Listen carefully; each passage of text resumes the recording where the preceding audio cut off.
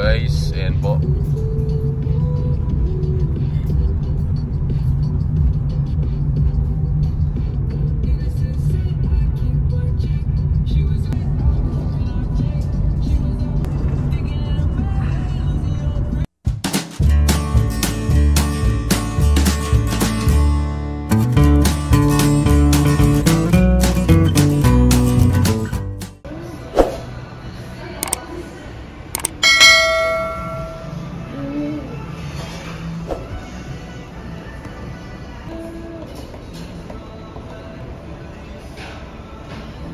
Oh my god, I did not feel that way. So shaky.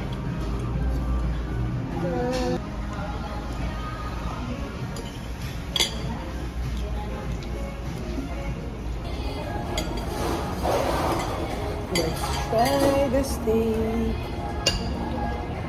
Okay. Oh, here. Okay. I want my rice. Here.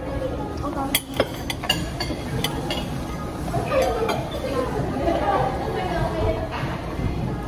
Dada, I want that. Bigyan mo ako.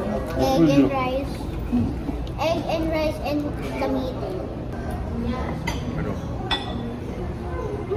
Ano? Ano siya?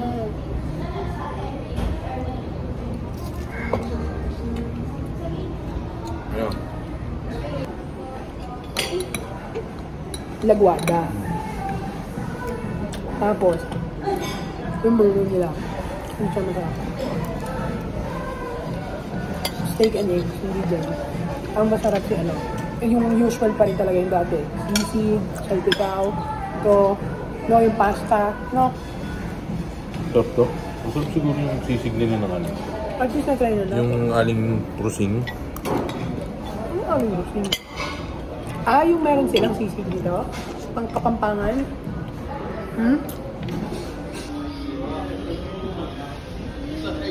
So, ito lahat ng in-order namin. Ayan. Ang total namin ay 3,675. And then may service charge na 183. But because of the app, 50% off. So, 1,800. At ang total na binayaran namin ay 2,000 lang.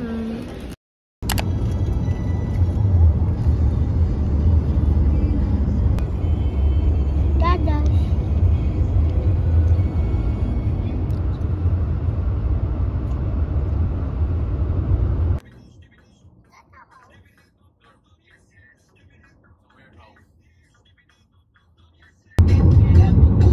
That's what you call mound? Table mound?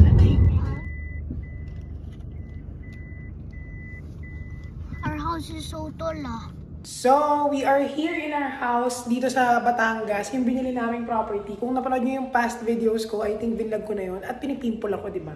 Anyway, sinilip lang namin. Kasi meron ulit kaming kotse. Yung kotse ng kuya ko dahil nag-out of town sila. So, iniwan yung kotse. So, nagagamit namin para libre gas. Kasi, wala, check lang namin. Tinitignan lang namin, diba? Para ma-check. Alam nyo na, mahirap na. Baka mamaya may tumitira. So, yan. Tinitignan lang namin. Ganun pa rin naman walang pagbabago.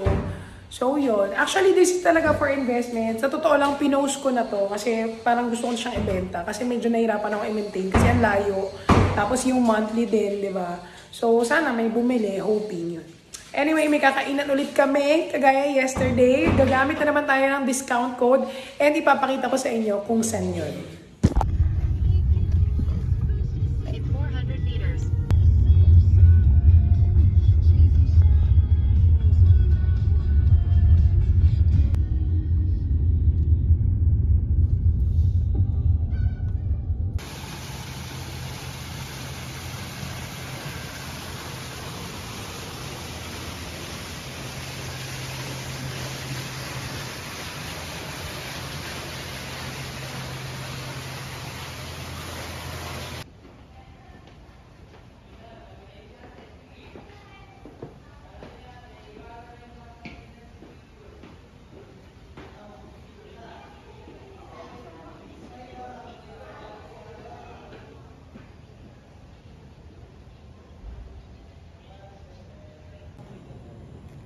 Yung kanya may bagay film lang.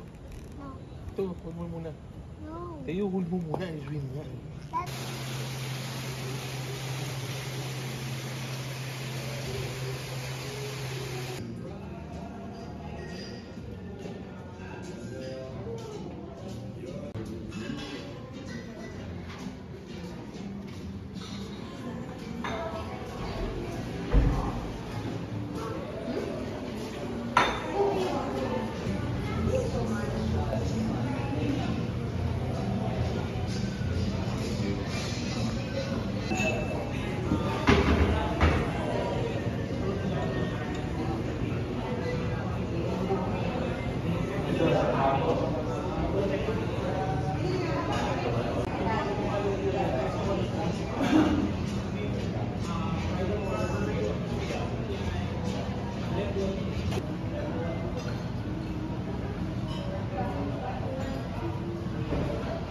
Oh, look mo. Kaya,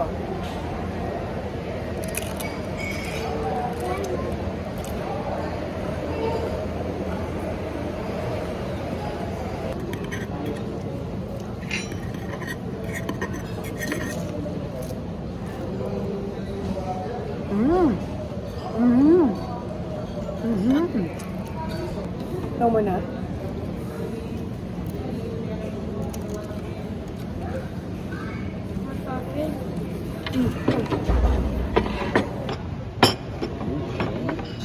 Yummy. Neat, Teo. Bigit lang ganun, Brad.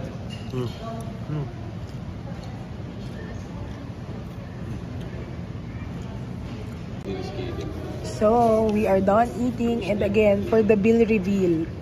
So, yan, crispy dinuguan, stroganoff, nachos, ribeye, pesto.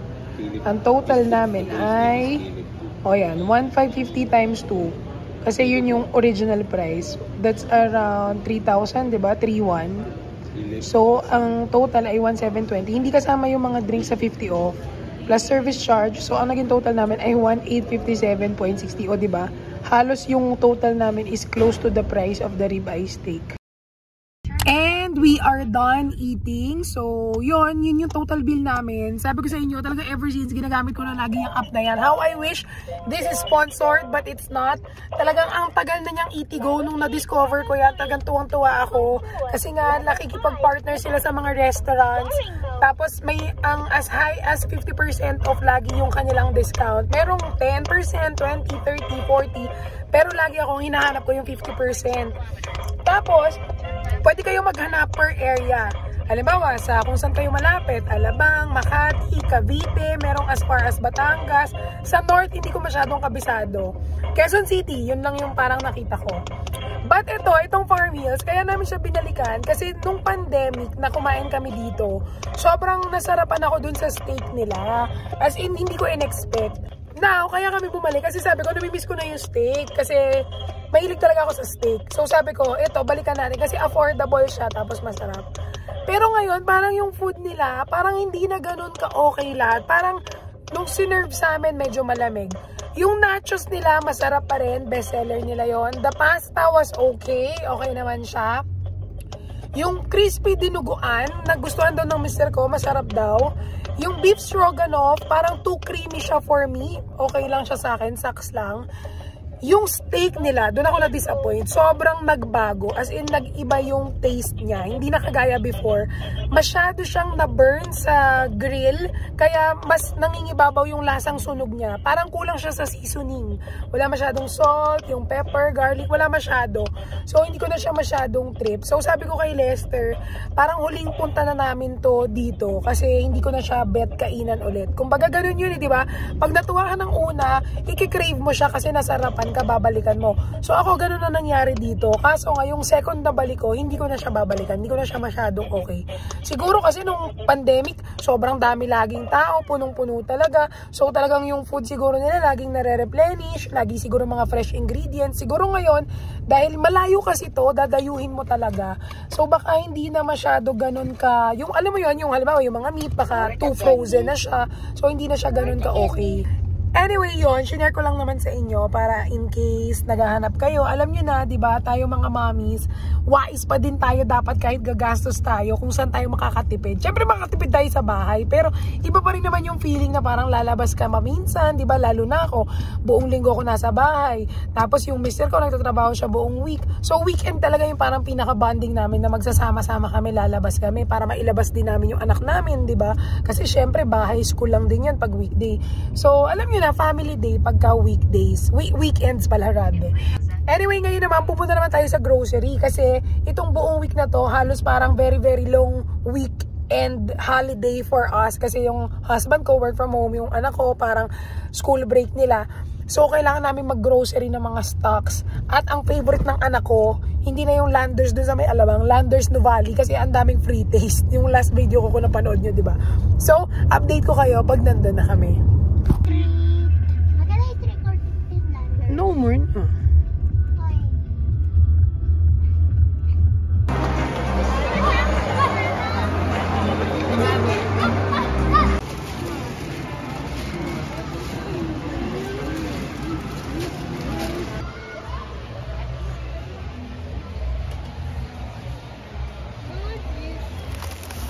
Can you hold, please? You like this? Yeah.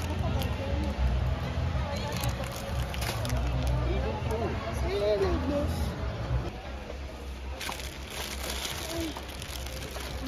Oy, oy. Put in China.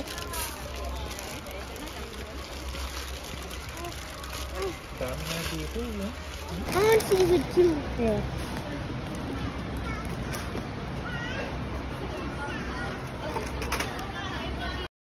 So, we are finally home from our trip. And mag-haul lang ako as usual, di ba? I just want to share with you yung aming mga gin-grocery. So, first off, I'm gonna get my receipt para lang in case gusto nyo malaman, right? So, mag-umpisa tayo sa sabon. Okay guys, yung sabon. Nakita ko kasi naka-sale to. Parang medyo closer siya sa binibili ko na Champion. Tsaka Kala ata binibili ko. Eh, naka-sale to. So, tinry ko. This one is just 194.95 for 1.8 liters versus 214 na original price. Why is it flat? I put it here kasi diba it's spilled. So, yon. Nasa kotse kami. Nung bago ko ito ilagay, sabi ko parang basa. Sabi ng mister ko, baka yun sa mga karne lang dahil hinawakan ko rin yung kahon. Sabi ko, okay. Kaso maya nasa kotse na, naaamoy ko na, parang mabango. Sabi ng mister ko. So, ngayon, ayan, sinaling ko na siya. Buti na lang, empty na yung aming alcohol. Ayan, nilagay ko na siya. Tapos itong isa, bala ko, isalin ko na din kung baka mamaya kasi may butas eh. Pero sige, check ko. Yan, Bernel, ang bango, guys. Kasi ang bango. Hindi ko alam kung mas mura to. Kaya nga sabi ko, titignan ko, itatabi ko yung resibo para makita ko. And then, ang binibili nga namin is yung Kala powder, di ba? So, chinek ko. Bumili ako. Ito, naka-sale din kasi to. This one is 604. 604 na lang siya from 674. And this one is 7.5 kilograms. So parang sabi ko medyo malapit siya dun sa binibili ko. Iko-compute ko. Yung Kala kasi nasa 190 ata for hindi ko alam kung gaano kabigat yun. Parang malapit lang. Iko-compute ko. Alam niyo naman tayo, kailangan ganyan. Next is mga snacks lang for, alam niyo na, di ba? Dahil nga, long week and walang pasok. Mr. ko work from home. So, gardenia. Can you put it on the table, please? Tapos ito, na-try ko yung chocolate nito kung napanood nyo yung dati video. So gusto ko itong itry, strawberry and yogurt. It's just 74 pesos, naka 50% off. So, yan. Parang masarap siya sa kape, diba? And of course, chips. Kasi alam nyo na, mga batang to, diba?